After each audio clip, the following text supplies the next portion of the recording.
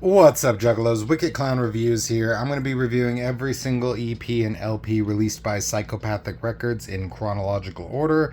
And up next is Twiztid Mostasteless, the Island version. So, we've already done a review of the OG Mostasteless, and a lot of those songs are going to be in here, so I'm not going to be talking about those in this video. I'm just going to cover all of the new tracks and talk about, some of the censored cuts as well that are on this. So basically a little history. Twiztid, the first Mostasteless, was released on Psychopathic only, and it didn't do that well.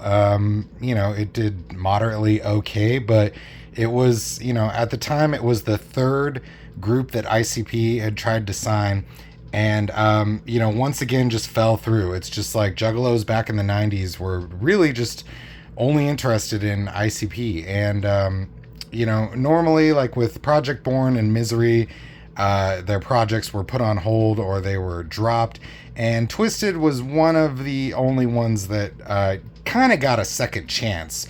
So they decided to revamp Mostasteless, and I don't know how ICP did it, but ICP convinced Island Records to sign Twiztid and re-release their first album. So this is kind of a Frankenstein. It's half the original Mostasteless and then half brand new songs. And the thing about the first Mostasteless is it's really very, it sounds like a House of Crazies album, just minus the ROC. And this version does a great job of, like, all the songs they removed are really the more, like, old school style, like House of Crazy still, and this version really solidified, like, Twiztid as separate from House of Crazies, much better than the other one did. And I think general consensus on this is that it's the better version of the two. They kept all the best songs, and then all the songs they added are way better than the other tracks on that Mostasteless. So Twiztid intro's the same, Secondhand Smoke is the same, and then Die Motherfucker Die is a censored version of the song on here, unfortunately, even though it's parental advisory. They just, thankfully there's no bleeps, they just do some reverse stuff. But if you really want the original version, I would just pluck it out and put it in. But the thing is, the mastering on this version of the album way better than the Psychopathic version. So it's kind of pick your poison. Do you want a slightly censored version that sounds better, or the uncensored version that isn't mastered quite as well? And here we get our first new song, Rock the Dead. This was the first single from Twiztid back in the day. Really fun, funky Mikey Clark beat. This addresses one of the criticisms I had of the first version of Mostasteless is every song uses heavy vocal processing effects, and it just gets old and obnoxious and kind of cheap throughout the album. And Rock the Dead has, clear, awesome fucking lyrics. And, as a matter of fact, all of the new songs really don't have a lot of vocal processing. And this balances it out. That's kind of what I was saying in the last video, is like vocal processing can be cool, but if you do it in every song, it becomes played out. This version balances out, where some songs have distorted vocals, others have clear vocals. Works really well. But yeah, Rock the Dead's a lot of fun. And then Spin the Bottle with ICP. This kind of replaces the sex song She Ain't Afraid. And this one is much more fun and groovy, funky. It's that Mikey Clark beat that was on Golden Goldies.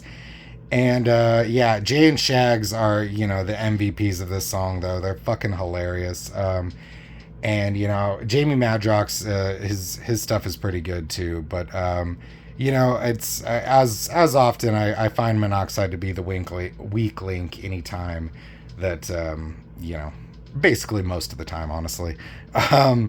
And then Blink is another new track. Chorus driven by Violent J, very creepy, more ICP style. Part of the reason this version is so much better is because ICP clearly worked with them on the new tracks. And it just feels more like Juggalo Wicked shit, while the other one just feels like underground lo-fi Detroit hip-hop, which is still cool, but this one's just a little more juggalo. But yeah, Blink, this was always one of my favorite Twiztid songs, and I think a big part of that is the chorus, and it is just a creepy, good 90s era psychopathic style song. How Does It Feel was on the last one, 85 Bucks an Hour was on the last one, but they rearranged a few things. Even though these 3 songs were on the previous album, it was not in this order. First Day Out was on the last one. What the Fuck was on the last one? Yeah. And Bury Me Alive is another new song. By the way, What the Fuck on this is also censored. Same deal. This version sounds better. The other version doesn't sound as good, but it's uncensored. So, you can make your own ultimate copy if you want. Bury Me Alive. So, another groovy, funky 70s style Mikey Clark beat on here. There's a lot of Mikey Clark funk with the new tracks, and it's really good.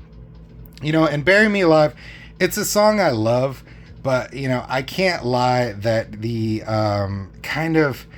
the lyrics of it are pretty gatekeepy with approaching Juggalo music, and it's all about the main theme is keep it in your clique, fuck the outside. And, it's something I used to, really believe in more. And now I'm like, nah, man, that's how you going to get new juggalos if, people don't listen to shit. So it just, not something I thematically am down with, but the song is nevertheless the shit. And it's a really, really, really fun track. And then the next song was Hound Dogs with ICP. Another, clowny track that's, in their newfound fame. ICP was getting a lot of attention from fake juggalos. And Hound Dogs is kind of, expressing their frustrations about that. And, you can really tell that, it's a very personal song for ICP at the time. It's a great track, and it's an early track from Blaze. God, I fucked this up. It's an early track from Blaze, who, at this point, Psychopathic Riders wasn't out yet, so it's technically the first track from Blaze on Psychopathic. However, I'm pretty sure the Riders album had been recorded at this point because it was teased on Jekyll Brothers, and I do love in Blaze's verse, it starts with, y'all don't even know who the fuck I am, because he's not famous. And so they asked him to be on the song about being hounded for being famous. So it's just kind of ironic, funny. But yeah, Hound Dogs, classic song, classic song. One of the best on here, honestly. And then Renditions of Reality was on the previous version. So yeah, overall, this is an improvement on the previous album, but I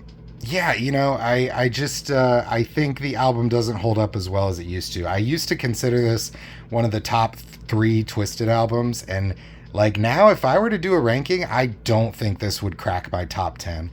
I think Twiztid is still kind of in their stage of figuring things out. And this album is clearly just mostly driven by ICP. I mean, it's at its best when ICP is involved. And for me, it's just not quite as classic. I mean, it's still a classic, but it's not quite as good as it used to be. But fun to revisit for this review. I listened to the whole thing. I didn't just skip to the other songs. So yeah, normally after I look at the CD, or after I go through all the track lists, I do a comparison of all the different CD releases. Really, like I said, this album didn't sell well. Island never printed more, and all the discs are exactly the same. The only thing we got here is a promo version. You can see it's been stamped out on the back.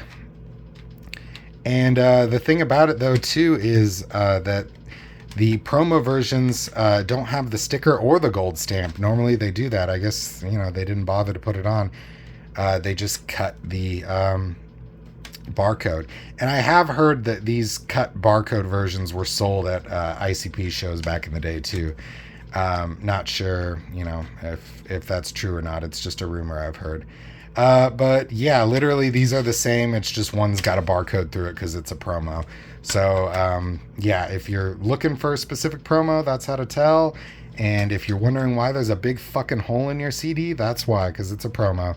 And it's especially egregious on here because it says Ostasteless instead of Most Tasteless.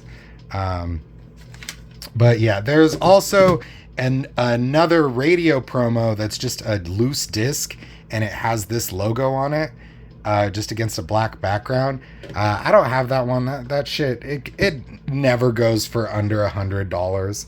And, I'm not paying $100 for a loose disc promo of, a Twiztid album with no case. I just, I'm content with what I got here. So yeah, that's fucking it. And, let's see. Oh shit. I don't at all remember what the fuck is next. Is it Blaze's next album?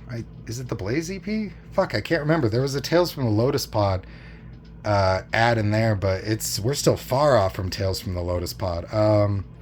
Man, what the fuck? Yeah, I forgot to check the list. Sorry, Juggalos. Yeah, I guess super mystery secret surprise review next week because I didn't bother to fucking check. But yeah, anyways, let me know down below what you think of Most Tasteless. And yeah, whoop whoop, Juggalos. Oh wait, I think it's the Riders.